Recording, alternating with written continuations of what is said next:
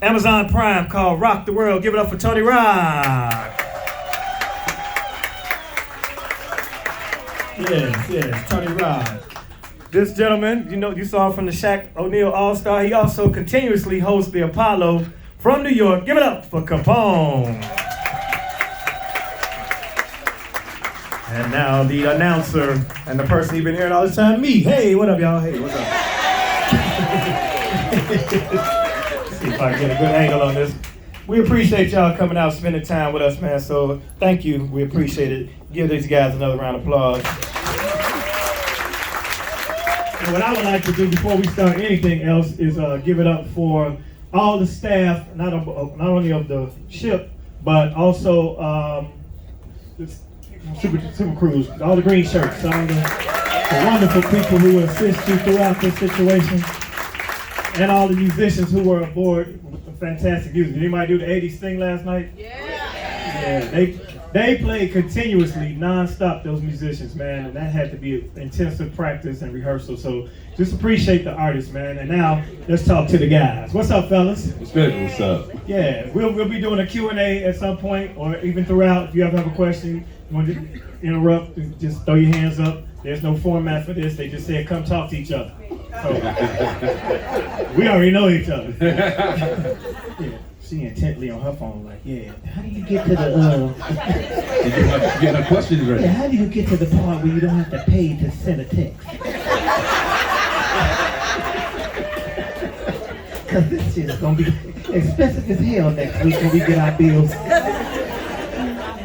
All right, let's start with this. Brother Capone, how long you been doing stand-up and how did you get started? Most people like to know that. 31 years. Wow. And I started as it was a bet. I used to be a guy who used to snap Jones or whatever you call it, on everybody at the barber shop. I just used to go to the barber shop. I didn't have a job. I used to just crack on people. And one guy I was cracking on was actually a producer, Rob Bradley. He told me, why don't I try this on stage if I think I'm funny? And I didn't go up there raw, just thinking it would be easy. I actually studied. And when I studied, I came out. Half of the projects came to see the show for me to fail, because those were most of the people that I had snapped on. And I wound up doing well, and that's where the bug started at. 31 years later, here you are on the Super Cruise. Same question, Tom. I am 25 years in. Yes. The journey started for me as a young child. As you know, I'm one of 10. So my parents, my dad would take my mom to lunch or take her out shopping on a Saturday, and our rules was we couldn't leave the house. We had to just entertain ourselves at home. And one day I found myself in my parents' record collection, and I saw a Richard Pryor album, and it said "nigger" on it. So I thought, wait, how's he getting away with putting "nigger" on this record? I have to listen to this. And I listened to it, and that was it. That night, I just went to school the next day. I was telling all Richard Pryor jokes on the school bus. Like I'm telling grown adult jokes on the school bus. And my mother was a teacher at the school I went to. So when I would get in trouble, they wouldn't take me to the principal's office. They would take me to my mother's classroom. So the teacher took me in and said, he's in the room telling jokes, and I believe it's Richard Pryor. He's either really, really good or this is Richard Pryor. And we came home and she was like, well, you listening to this? And I said, yeah. And she's like, this is his job. He gets to do this. And then I saw Richard Pryor on TV. And I was like, that's the guy from the record. And she's like, yeah, he does TV shows too. And he does albums. And then I saw him in a movie. I was like, that's the same guy. And she's like, yeah, he does movies, TV shows. And I'm like, this is the greatest motherfucker ever. Like, and I'm like, how do I become that guy? I want to be that guy. But it was still a dream to me until my brother started doing stand-up. And then it made it tangible because Richard Pryor was an ideal. I didn't know him. I never had a conversation with him. But when the guy in the next room started doing stand-up, it was like, oh, this is a reality because I know this guy. I can talk to him. So that's when it was like, all right, let's go. Full steam ahead. Wow, that's an awesome story. Two awesome stories. Yeah. And it's awesome that with 10 kids that y'all had separate rooms. I don't know if you ever seen 2300. 4 and 4. Right, okay. I don't know if you ever seen 2300 Jackson Street, but it explains why Joe beat them kids at Starbucks. It's a tiny house. The house is smaller than this room. Seriously, if you ever go to Gary, it's something to see. But if you ever go to Gary, just see that and keep going. Same question to myself. I also am 31 years in of doing stand-up. And of course, we all watch Richard Pryor, listen to Richard Pryor. That was the goal. Yeah. But then when I saw Delirious, Eddie Murphy, that made it more tangible for me because that was the first dude in our neighborhood who had a VCR. It was the Bailey with the one up top. Yeah. Push the thing down and there was a cord on the remote. And the first video I ever saw at somebody's home was Eddie Murphy's Delirious, and yeah, that did it for me. And then I went to All Jokes Aside, which was the preeminent black comedy club in the 90s, man. Everybody performed there. Chappelle, George Wallace, you name it. Bernie Mac, of course, may he rest in peace. I always shout out Bernie Mac. Went to open mic. Now here's the interesting part. The day before I went to that open mic, I went to a place off Dip, because I didn't want to go to the big spot. Right. This is my first time ever. And I'm in there, and there's a guy up there, and he's killing it. And my father had told me that he had a nephew that was doing comedy, and I didn't know this nephew because he wasn't raised by his father. I wasn't raised by my father, but of course we developed our relationship. Comes to find out, the guy performing was my cousin, and it's George Wilborn. Oh, wow. Yeah. And so my last name should be Wilborn, but that's between my mom and and that's how this all began. You've been on the cruise before. Yes. Yes. And have you enjoyed this cruise, or you want to compare it to it? Or what would you like to say about the Capital JS Super Cruise? I'm a cruise guy. I don't cruise as much as I should because I'm working, but I'm a cruise guy. I like to see the different shows every night and the artists that I don't really come in contact with a lot. And I'm a supporter of the art. So if you're an artist, I watch you. I see you from a different point of view when I'm watching another artist. So I'm watching their artistry. And I hope that when artists watch me on stage, they're watching my art form as well, and they appreciate what I do. Because I saw, again, I can't remember the brother's name, the guy that performed before Robert Glasper the other night. He had the twist and played the trumpet. Unbelievable. He was unbelievable. Oh my God, it was amazing. Leela James was incredible. Music was incredible. Gerald Albright is just like, just to watch an artist in there in mastery. It just really inspires me. You might want to mention Eric Roberson and Mike Phillips because they. Mike Phillips, my man. Mike's my dude. I see Mike so much, and I'm just like, oh, that's my boy. That's Mike. I'm just trying to get you back on the cruise. Yeah, but Mike killed it. Mike killed it. Mike always kills it. Mike always kills it. All them guys are great. There was a couple other people, but they don't come to mind right now. Yeah, Mike's always dope. Yeah, but it's honestly great to watch other people's art, and we did watch your artistry. Not as close as Cat Williams claims most comedians do. We didn't watch to the point where we memorize it and we use it on the next boat. We all watched the Cat Williams interview, and we all thought the same thing the whole time we were watching it. I hope that motherfucker don't say my name. As soon as it was over, I was like, yes, that nigga didn't say my name, yes. And that interview was 3 hours long, so we went through our whole day brushing our teeth, listening, mopping, listening, driving down the block. He better not say shit about me. Now looking back, we wish he did. Yeah. Same thing, man, about cruising, and this cruise in particular. I was on cruises when I was young. They wasn't long like this. We went out to sea and turned right back around. And that's when they had the steel band thing, and my mother would tell me, just go and join. And I didn't know that she knew half of the steel band players, so they would coax me into playing. I didn't know what I was doing, but it made sounds like they did, and it went together. So with this cruise, the thing that really excited me is not a lot of people knew who I was. And the part that they didn't know who I was, it didn't shock me. It was refreshing because they let me be myself all through the cruise. And once they found out who I was, things was a little different. I had 2 people join me for breakfast. Just sat at my table. Hey, how you doing? All right, I guess. So it was really good. And for those people who didn't know who I was, they were very excited. You know, shook my hand. Hey, can't wait to see you. Told a lot of people about you. So it was a good feeling. Cool. Yeah, once they know you, now you family. It get real for me. They might have ate off your plate. Yeah, you're right. One came close to it. You don't want them sausages. Yeah, you don't look like you gonna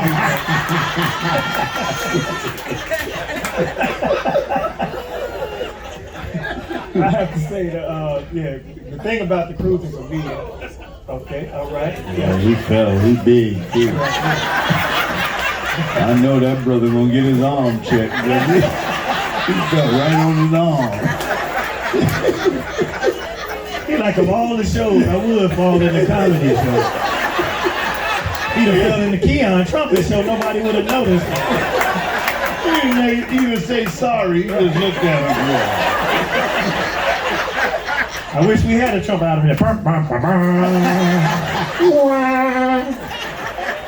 I gave the Prices Right losers sound. You okay over there though, brother? We care about you, brother. We ain't talking about you, we talking about the one he hit. Your big ass fell on somebody. I heard him go From here.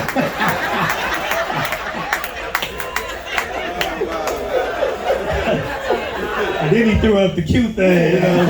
Either that or You know, half of you, right. Other arm was like this.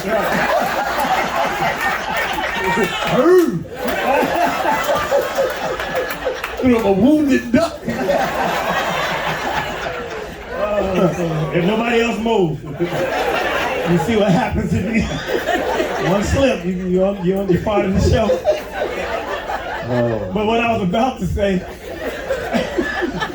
how was your trip, brother?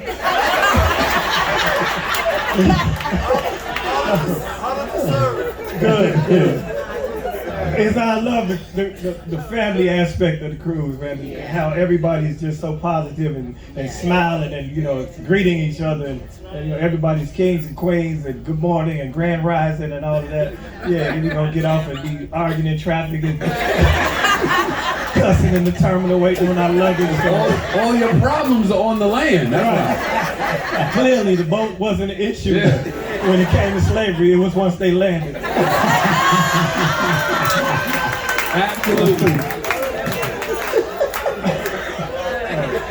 Sorry, I know y'all didn't want to. And shout out to the very few white people that I've seen on the boat. I didn't even know. Yeah. Like 5 or 6 white people on the boat. Yeah, jazz is inclusive. Yeah. I didn't notice until I was upstairs eating, and every time like a white person would walk through, all the black people would stop. Usually they eat it.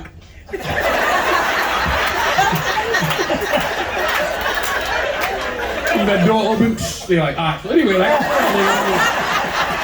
said, oh, they saw it too. They saw white people too. They got the first 6 cabins, and by the time they told their friends, we took them all. So yeah, is this the first time on Holland, Trev? Yes. Yeah, I was joking about the ship earlier because, you know, when we first walked up.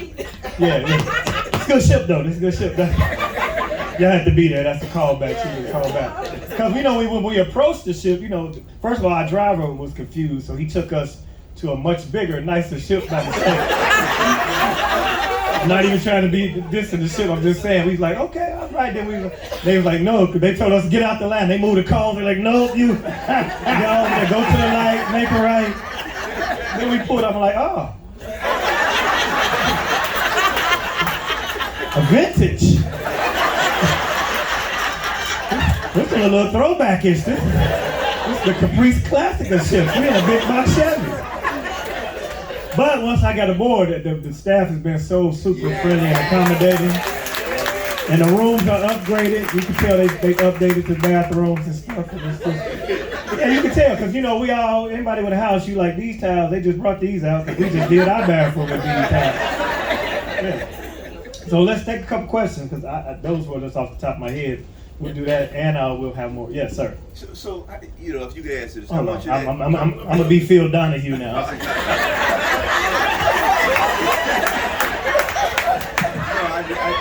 mean, this is for any one of you guys. I was wondering how much of that Cat Williams interview, how much of it was it true? Are those things really happening, you know, in the comedy scene among, you know, your fellow brethren and sisters when it comes to comedy? You know, how much of that is true, or percentage of that? That interview. I'll answer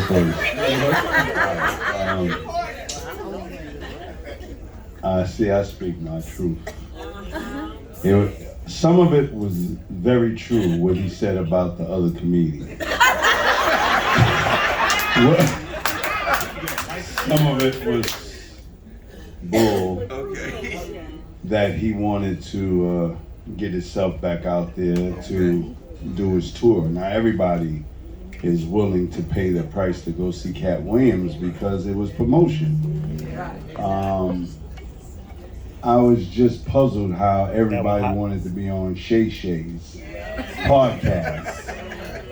He hasn't asked any questions that the normal podcaster would ask, but they felt like, you know, he was a big football player and this is a privilege to be on, and they just went in. That's not just Cat, that's the other people who went in as well.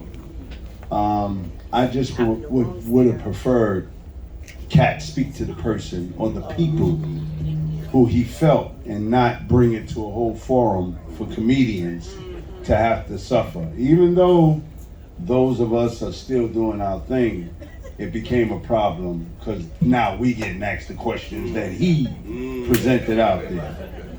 So, yeah, part was true and part was false.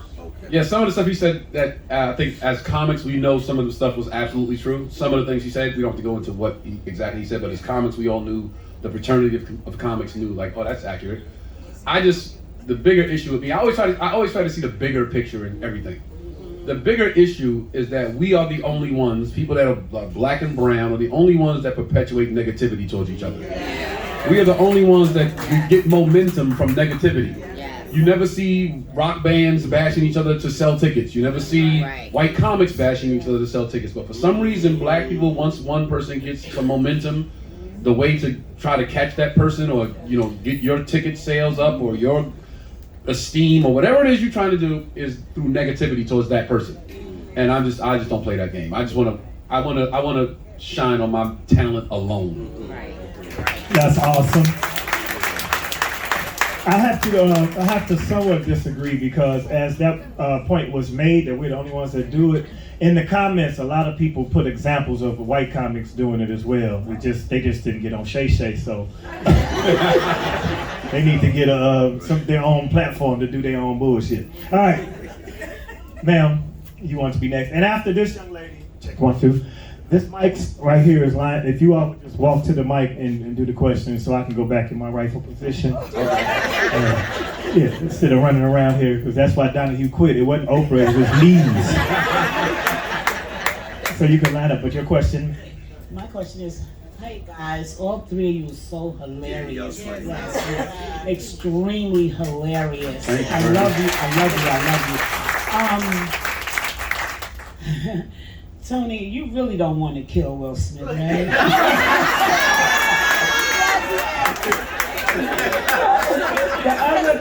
The other thing is, Capone, I saw you at Bronx BBQs and Lindenwood Diner. Okay, and Lindenwood Diner we go to. And Tony, what high school did you go to? Where did you go to school? Your public schools and all in Brooklyn? In Brooklyn, okay. We're Brooklynites. So I'm from Bed-Stuy. Born and raised Decatur, Howard, and Saratoga. Like I said, my mother was a school teacher. My mother had this idea that if we went to school outside of the neighborhood, that we'd get a better education. So I was bused to public school. Okay. An hour ride on a bus every morning to Garrettson Beach, Brooklyn. Yeah. What my mother didn't realize was poor white people are meaner to black people than poor black people. So every day of my childhood, from 1st grade to 6th grade, and if it wasn't every day, it felt like every day. Every day, Monday to Friday, 1st grade to 6th grade, my brothers and I were in a fist fight on our way to the school bus. Every day at 3 o'clock, an alarm would sound, and they would say, the teacher would come down the hall and say, outer district. That was kids who lived all outside of the district. So we had to line up and wait for the school bus. The other kids that lived in the neighborhood were let out through the front of the school. They would go out the front of the school. Their big brothers and big sisters would be waiting for them. They would run around to the back of the school and say, "Get the niggers." Every day.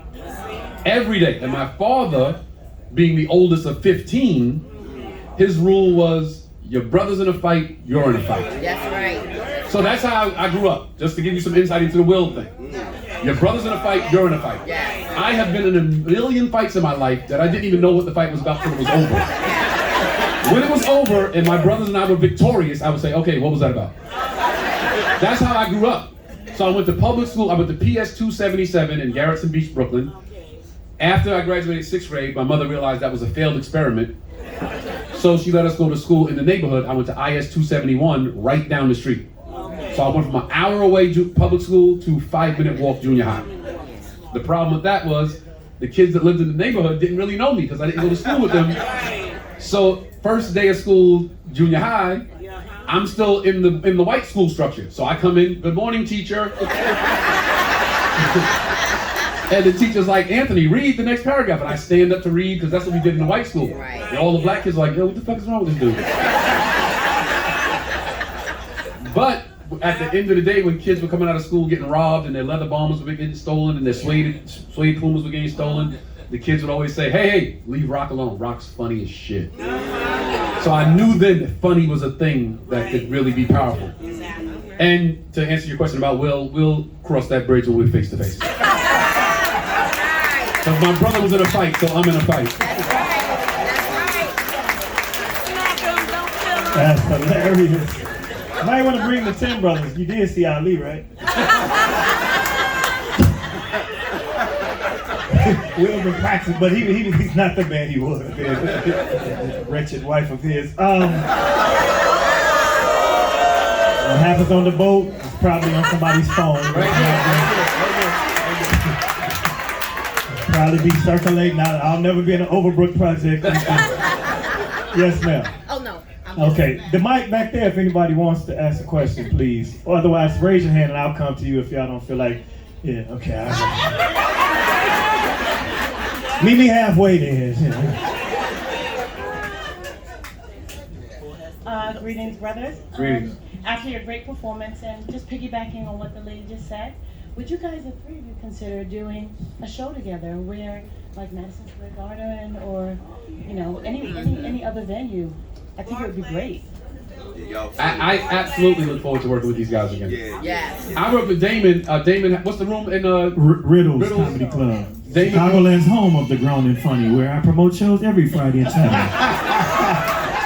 Damon brought me out. I was touring. I was on tour, but I had a night off. What'd you do, Thursdays? Yep, we did a Thursday. My Thursday was off. I had Friday and Saturday booked, so he was like, hey, just come do Riddles that Thursday before you continue the tour. And I went out and we had a great time. It was amazing. I look forward to working with these guys. She wanted to know what city that was. It's a suburb of Chicago, for those of you afraid of Chicago. Chicago's a beautiful place. Just stay by the buildings. Like, as in any big city. Just stay, don't go, well, why they be doing all that shooting at? Don't go.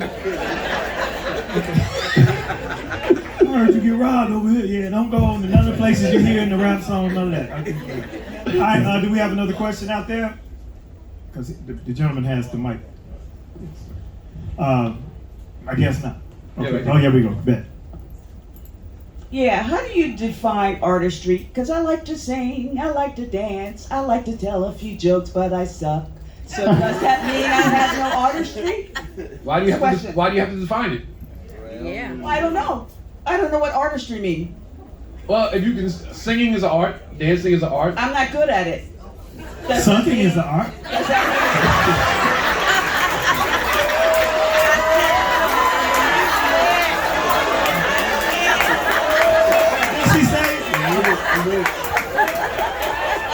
But anything can be art. Cooking can be an art. If you do it very well, it's an art form. It's about the passion you have behind What it. do you do well? What do you do well? Well, it's not for the art. Well, that's an art too. That's an art too. Look at the guy sitting next Look to at the husband. smiling. Paint a Picasso tonight, baby. Paint it. You know it's the last night. It's might as well night. Sir, would you like to say anything about that? Yeah, my name is Morgan. I'm from Dallas, and I really enjoyed the show last night. You've all been in the industry for a long time. What do you know about developing material now that you didn't know when you started out? I mean, what has experience brought to your humor or brought to your?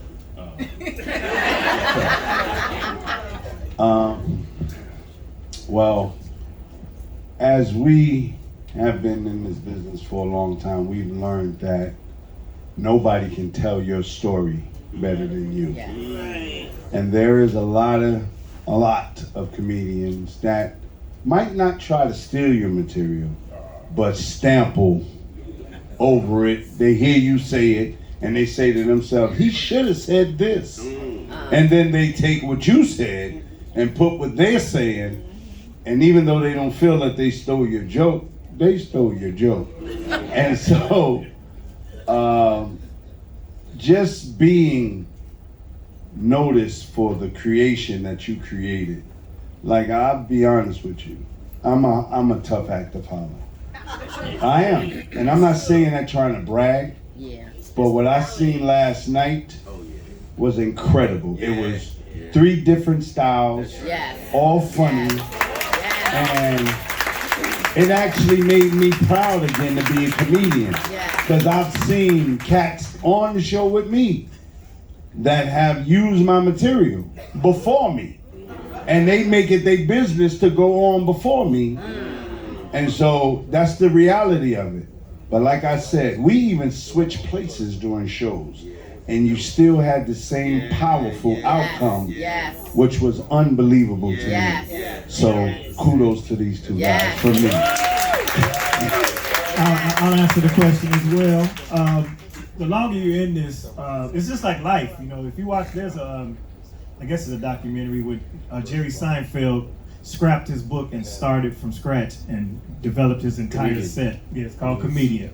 And they say, you know, when you're 15 years in, you're like an adolescent, you know, and the further you get, but you find your voice. And that's the uniqueness that he's speaking of. Once you find your voice, your thing is unique. So that's how we learn to start. Now, we're not worried about if people think it's funny, because we know it's funny. So and then it becomes, of course, funny to the people. So that's one thing that I think comes from it. And a lot of times, as you say, people will take your premise and remix it. And then sometimes the reason why they'll do the same joke on the same show as you is because they've been stealing your joke so long they forgot who they stole it from. And then they tell them, oh shit, Capone is here. I want to make a point. You said, you just said something really poignant. I think one of the biggest misconceptions from the fans' point of view, as far as stand-up is concerned, is you guys think that we write jokes that you think are funny.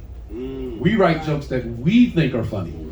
And your laughter tells us that you agree with our point of view on that specific topic. That's number 1. Number 2, I was Tracy Morgan's opening act for 3 years. Tracy Morgan gave me all the game. Every night after the show, now this is Tracy Morgan, so sometimes you gotta just wait for him to calm down, and you know. But every night after the show, sitting in the green room, he would have 100 people in the green room, right? In between shows, after the shows, it was a party. And then at some point, he would always just say, hey, everybody get out of here. I gotta talk to Tony. And I would just sit down and he would just let me know everything, just about comedy and writing and all the stuff he learned in the years. And I remember one night he had gave a comic a guest set, and it's funny that you said they steal jokes and don't know who they took it from. He gave a comic a guest set one night. Guest set is when a comic stops by and Tracy's like, okay, just gives them the opportunity to go on stage before we start. And the guy did one of Tracy's jokes. And I was so shocked, I ran to the green room to tell Tracy. And Tracy's getting dressed and he's like, don't worry about it. And he's putting his shirt on at the time. And he goes, you see this shirt? This is my shirt. I could take this shirt up and let you wear it, but you don't look as good in my shirt. And he said, that guy on stage has my shirt on, and only I can make my shirt look this good. And I remembered that. I was like, you know, your material is your material. Right. And the thing I've learned, to answer the last thing, the thing I've learned is that everything is material. Everything. I read the newspaper when I wake up, I watch the news, I talk to my friends, everything, my antenna is always up looking around for what could potentially be that next big joke. So even on the boat, I've been watching like that. Last night I said, oh, I didn't know the key to staying together so long was matching outfits. Because every couple, every time an elevator opens, it's like, come on, baby, same shirt, same pants. I'm like, damn, I gotta say something about that. And all the couples I saw arguing had on mismatch shit. So bitch, the food's upstairs. Bitch, what you say, go? They shit don't match. They shit don't match. I want to piggyback on that.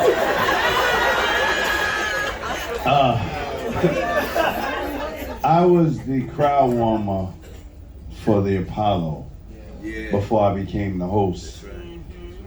And Steve Harvey was the person I was crowd warming for. I had this thing where Steve Harvey was like the ultimate dresser to me. And I used to wear crocodiles, I used to wear suits. And it was like I was mimicking him, but I really wasn't. I was wearing it before I actually started comedy. Somebody made me a suit that was a leather suit at the time Jodeci was out. And I came out with the leather suit, the boots and everything, and the crowd went crazy. And usually I'm on stage for 15 minutes warming up the crowd. This time I was 5 minutes. Steve Harvey got dressed quick. And so I still idolized this man until I heard him say on stage, "This is not that leather bullshit y'all was chewing. Do y'all like this suit?" And of course the crowd went crazy, but it hit me different. And so I went on, because he couldn't do nothing with my contract, but if he could, he probably would have got me erased. So now we're on tour. And I'm on a tour and I'm hosting all the shows. We get to Dallas and Steve Harvey wants to host the show. And so he said, you know, pay him his little pay. This is what he said, pay him his little pay and I'll do the rest of the show.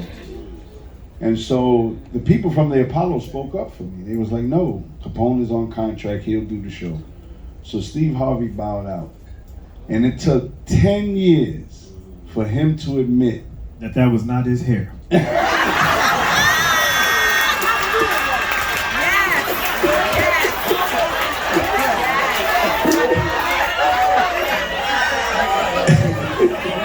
It took him 10 years to admit that the crowd warmer from New York seemed to be more powerful than him. And he didn't want that. So when I got interviewed, the first thing they asked me was about Steve Harvey. And he was going through all the trouble that he was going through with the networks. And they said to me, because they knew the story, "Are you happy?" And I said, no. I'm never happy to see a black man fall, no matter what it is that he did. That's right. That's right. I said, for whatever he deserves, he got and he'll get. But you will not get my blessings on anything to hurt him in any kind of way. Wow, that's good. And Steve Harvey called me and apologized. All right. And that was, I mean, I didn't forgive him. I'm not gonna sit here and lie to y'all and say, "There's no problem, Steve." I was like, you were wrong, man. That was a really nice leather suit.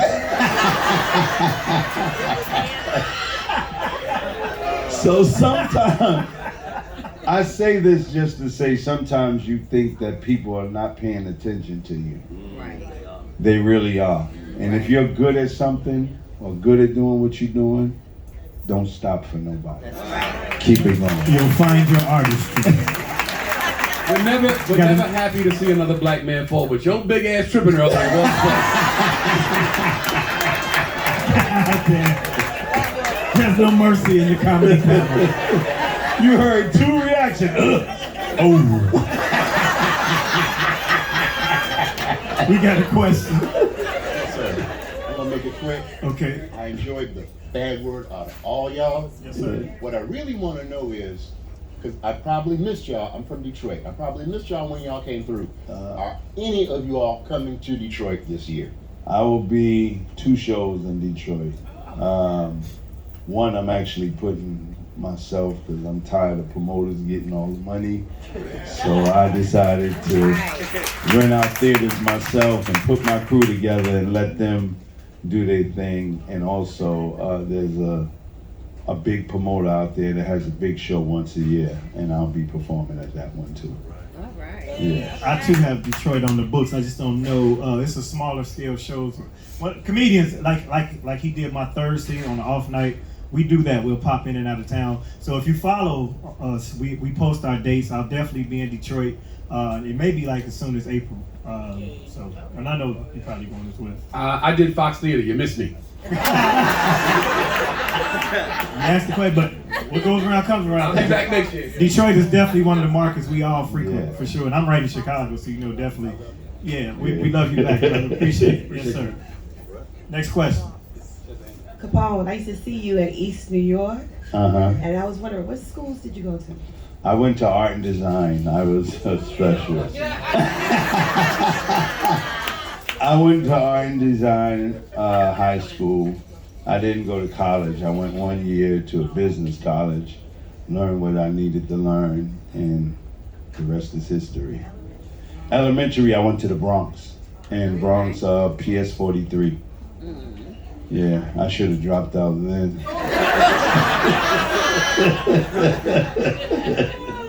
You have another question? Right there. With the political turmoil going on across the globe, not just United States, and the presidential things that are going on globally, how do you stay focused on your craft and still uplift us and uplift yourself? I know you've sprinkled a little of reality in your comedy act, but with so much going on, and we need the laughter, how do you stay uplifted and focused? Yeah, you just said it. We know that you guys need us. We're superheroes. We're superheroes. So the more turmoil, the more we have to turn that turmoil into comedy. So that we can see the humor in even with the tragedy, you know, and be able to laugh and continue on the next day. So we are here to help, you know. Yeah, I mean, we find material in all of it, like the whole Gaza Strip versus, you know, here's my take on that, especially Chicago people, you know, Palestine versus the Israelis. First of all, I don't see many Israelis in my community, but there are a lot of Arabs that run a lot of restaurants and stores and gas stations. And so if we ever have to decide to pick a side, I might have to go that route because one, and there goes Stony Island's gone, that street is gone. No more J&J's, no more Popeyes, you know. There goes the gas station. So we have to pick our side. I mean, the Jewish people probably own the building, but the workers are Arab. So, yes, and Harold's, they own the Harold's indeed. Yes, sir. They own Harold's chicken? Man, Harold been gone, man. It's Habib's. How y'all let that happen, man? How y'all let that happen? It's Habib's, man.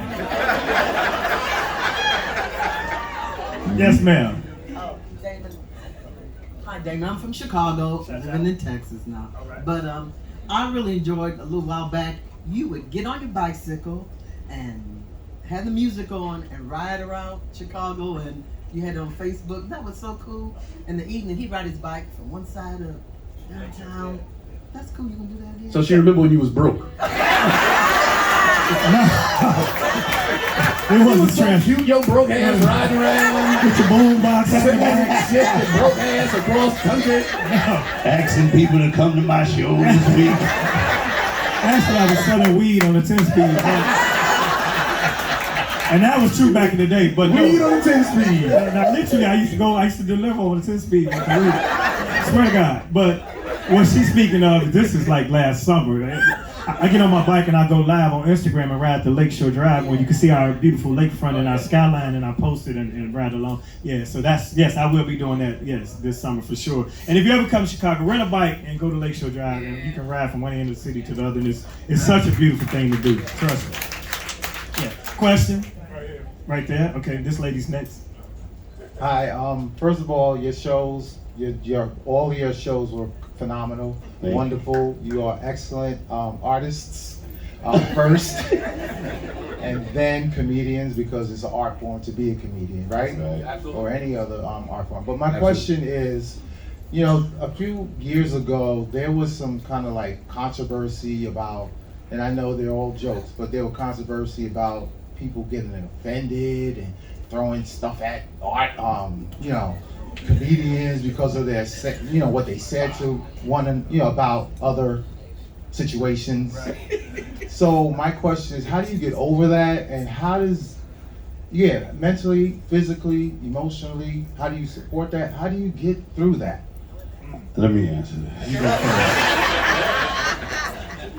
I was on a show called Comedy Hype, and every week we seem to touch this subject about people getting, those are people who put themselves up above their comedy. And what I mean by that is you're afraid to talk. There's freedom of speech, whether you want to believe it or not. What I talk about, you don't have to listen to. You have a choice. And there are these people who listen to it just to criticize you. And so when comics are being criticized, they take it personally. As you can see, us three do not care, I don't want to curse, but don't give a fuck. Whatever. That was cursing. Yes. I couldn't help it. Not one to curse to cursing. You went from 0 to 1,000. You're one of the hot ones. We don't care. We say what we think is funny, you laugh, and sometimes it's what you want to say, you just are afraid you're going to be canceled in your job, and you know, your boss watches the internet and seeing you laughing at something we said and he was gay, and the next thing you know, you're dealing with the problems that we created, and that's your problem.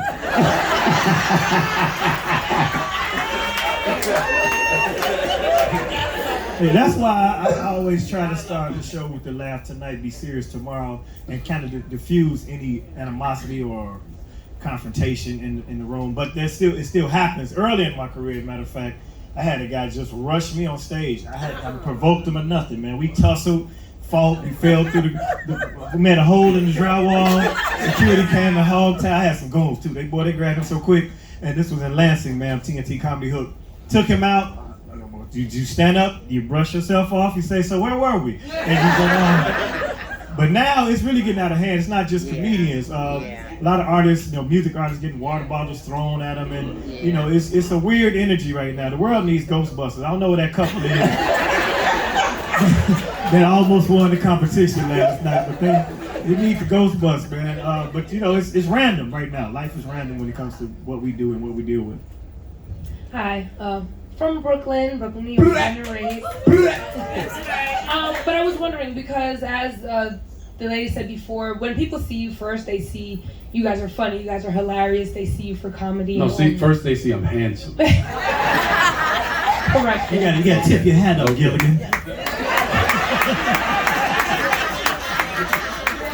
But at the end of the day, you all are businessmen. And so I was wondering, from, you know, growing up, I grew up in Crown Heights, so right there, and growing up and maybe not having that business mentality first set, or maybe it was, how do you transform something that was an art, a hobby, as comedy, you guys knew that you were funny, into a business? And how, when people first see you as being comedic and funny, how does that maybe interfere with that business aspect of what you're doing? Because being used. When you be used and you know you're being used, there's a time limit to cut it off.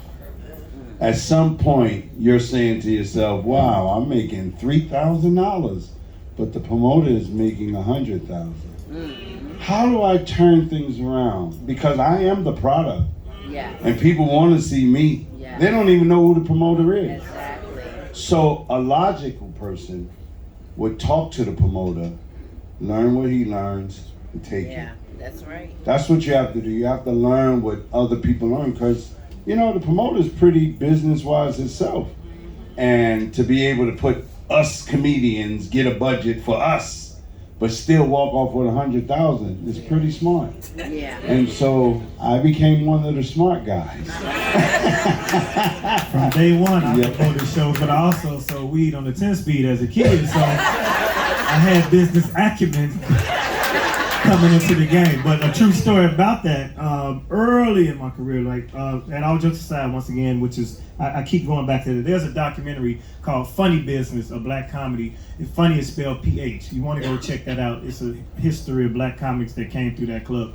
Anyway, the first time I got an opportunity, I used to do guest sets, right, on the weekend. But one time I came to do a guest set, and the feature, who is the guy who comes before the headliner, after the host, had some type of incident where he didn't make the show. So the owner was like, I'm gonna let you go up tonight. If you do good, if you do well, I'll let you finish out the weekend. I'm so excited. I went out and bought tickets for the rest of the weekend so people could see me. I ain't asked how much I'm getting paid. End of the week, now these tickets back then probably $12.50, $15, something like that. But I bought maybe 10 tickets per show. End of the week, he gave me an envelope with the check, and the check was $125. 25 per show. I just spent, $600. And he told me with a straight face, I did you a favor. The exposure you got this weekend was more valuable, blah, blah, blah, blah, blah. And in LA, they don't even pay you to go on. So I said, you know what? You got a point. And that's when I put on my promoter's hat. I said, I want to be the guy, because I counted all these heads that came in here. And I came from a business background as an entrepreneur. I actually owned a Subway sandwich shop downtown Chicago at age 25. Which I got from doing other things that allowed me as 25. Real quick, because I was going to say... 10-speed became a scooter. Scooter became a Mercedes. Go ahead, brother. Go ahead. I just want to say that as artists, we can wear every hat. Yeah. We can be the promoter, the producer, the writer, the director. And I think if you go into it with that mindset, then you're going into it the right way. So when I get off stage, I turn it off. I'm comedian Tony Rock on stage. Once I get off, I turn it off. If I have to be promoter, I will. If I have to be director, I will. Like you said, I shot my own special. I wore every hat across the board to shoot the special. I put my own money up. Every single penny was my money. I hired the staff. I hired the set directors. Everybody had to report to me to make sure everything was right. And then once all that was done, okay, now I put my comedian hat on. And you can see Rock the World on Amazon Prime. Yes. Oh, speaking of which, I just found out today, because I did the same thing, but I didn't use my own money. There's a black-owned streaming service called Urban Flix TV, and they gave me an opportunity to do a stand-up comedy series. It's 8 episodes, 3 comedians per episode. We do a sit-down like this before you go out, and it was on Urban Flix, but nobody was subscribing to it. Well, I just found out this morning that show is now on Tubi and available for free, and it's called Laugh Tonight with Damon Williams. So please, go check that out. On Tubi, free. All the way back. Hello. How you doing? I'm doing good. How are you? I'm great, thank you. So I just want to follow up because I was real interested about the cancel culture that we're living in. And Let me stop you right there. Cancel culture is not a real thing. It does not exist. It's fake. It's made up. Every person that said they were being canceled, we saw more of them after they said that than we did before that. Well, that's actually good news. Yes. Because Kanye's been canceled. You cannot unsee Kanye. That's true. So that probably means that despite all the fake talk about that, it doesn't impact how you plan your jokes. You said jokes come from everywhere. You saw comedian A just get fake canceled for saying something. Does that even make you think, maybe I better not joke about that? I have no hesitancy in writing a joke. If it's a good joke, people are going to know it's a good joke. And early, before this cancel culture took place, there was the rule of comedy is nothing is sacred. Nothing. But it's the tact with which you present it. My motto is, if I tell a joke about a topic that's controversial and the person in the room fits that description, that they should be able to laugh at it too. So if they can laugh, like if it's somebody in a wheelchair, you make a wheelchair joke, and they're laughing, then you did well. If you do a joke about deaf people and they're laughing, then clearly you know sign language.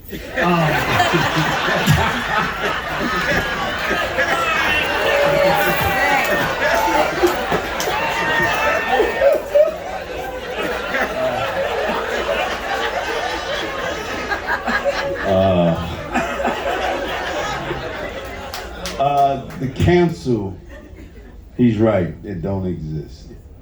what it was, a group of people. And at the time, I will say they were gay people. They got tired of being talked about.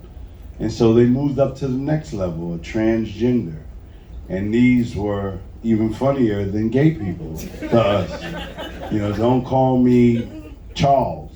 Sir, your nuts is hanging out of your shirt.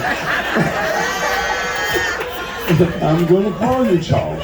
The views of Capone are not those of David Williams or Tony Rock or affiliated with the street crews or Yeah, or Holland America, or Super Jazz Cruise, or Eric Rosen, So, Mike Phillips, Treffany. see, transgender got them scared. Listen, So, have you ever wrestled a woman with muscles? Actually, you play to your niche, though. Yeah. Yeah, you play to your niche, and there's somebody that enjoys whatever. There's a whole category called cringe comedy, where all they do is say the worst, most despicable things, and the room is filled. Yes, ma'am. Hi, I'm Eunice from Milwaukee. What's up, Brock, I Eunice? just got a question. Is anybody else in your family in the entertainment business, or is it just you and your brother? No, Chris is a comic, and my baby brother Jordan as well is a comic. Yep. Jordan Rock, super funny. If you get a chance to check him out. Actually, my favorite comic, Jordan Rock. Yes. All right. The He was youngest seen of on Rock all. Land. He was seen on All Def Comedy. He was on HBO. All Def Comedy. Yep. He had a show on Netflix called Love. He tours. He's the opening act for Pete Davidson. Oh, He's really, really, really good. Yes. Got one back there. And we got about Good 7 evening, minutes. But just before you ask your question, we got about 7-8 minutes, but we have to clear this room immediately as we finish. And if anybody will be out there to meet and greet, take a couple of pictures. All right, we'll be out there. Yeah, right. It's me right here. Yeah, don't be on Snapchat. Have your phone ready. Dean West from out in Maryland, just outside of Washington, D.C. Yes, sir. Tony, question for you. Loved your character on All of Us. Yes, sir. How much of that was scripted and how much of it was just you ad-libbing? That was really one of the best jobs I've had in the business because they knew coming in my sensibilities as far as a comic. So every day on set, they would present me a script and do what you want to do. So half of it was like, okay, when I say this, I'm gonna change it to this. And they would, take it to the writers, and the writers would give the thumbs up. And so half of it was me being me, and half of it was writers. It was really great to work in that space. And you were working with Will Smith at the time, right? I was working for the CW. Oh, I'm just saying. I thought that was. Your brother's in a fight, you're in a fight. We got room for one more question. Yeah, big one right here. Maybe two. Okay. Where are we? Right. We'll hear you wherever you Where are. you at? Just say Okay, over there. I'm Donna from Portland, Oregon. Hey, Donna. And yes, there's some black people that live in Portland, Oregon. You, your cousin. My son-in-law, Mike Phillips, lives in Portland, Oregon. Yes. Okay. What I got to say, we don't get live comedy very much in Portland. Are any of you coming to Portland? Nah. Nope.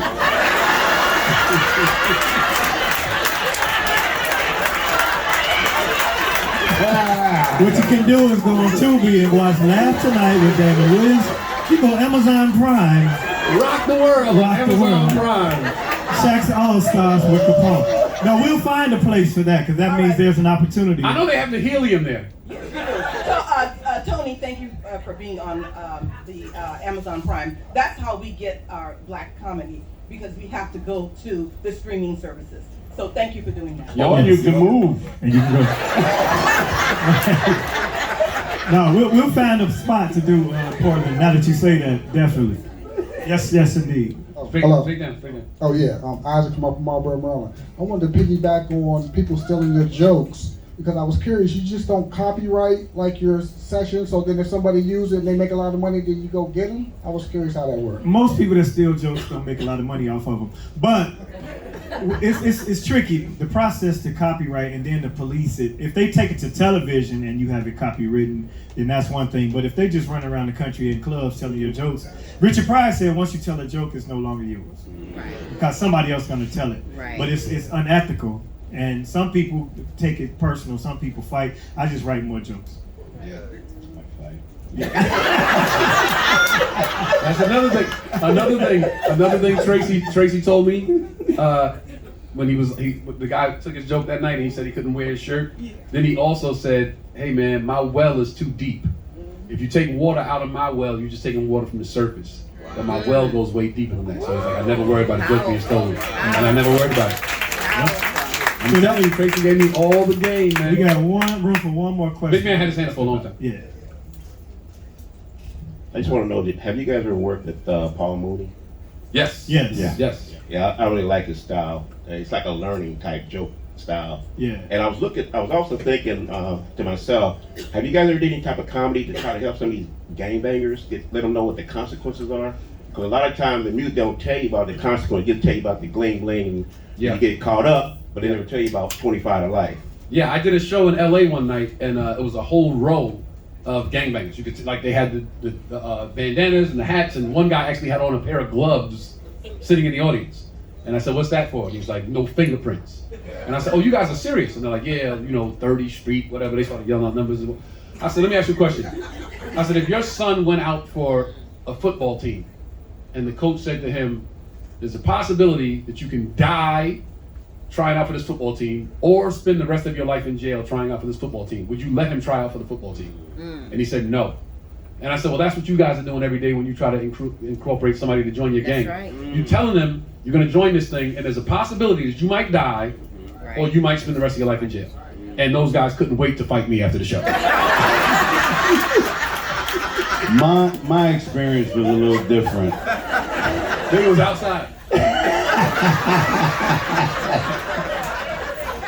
My experience came when they already was incarcerated. I was incarcerated, so I felt that was my way to give back. And it was a very good program. Most of the guys knew me when they got out. I got caught for selling drugs, not on a bike. Should have got your ass a bike. You're right, guys. You're right. Well, I got caught being flashy.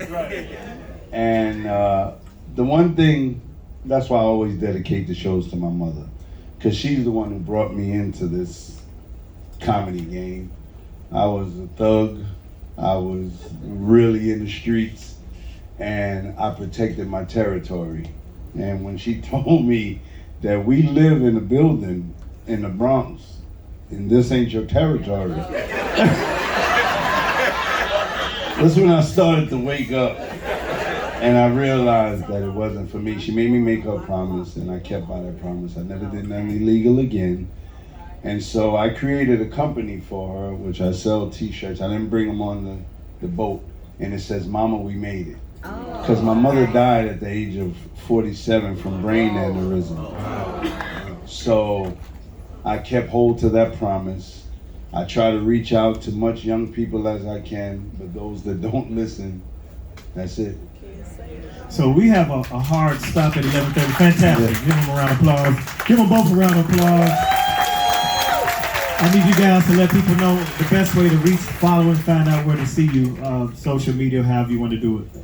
You can go to my website, TonyRockComedy.com. On that is my tour dates, my merch, my foundation, or you can just go to Instagram, Tony_Rock. I'm reachable. You can find me. Yep. Hi there, Super Cruisers. Today is the final jackpot bingo. I gotta go host that, matter of fact. We're gonna go out this way, but we'll be in the lobby when you all come out. Capone, comedian Capone, Thank you. on Instagram. Damon Williams Comedy on everything. DamonWilliamsComedy.com. Thank y'all. This was awesome. Thank you.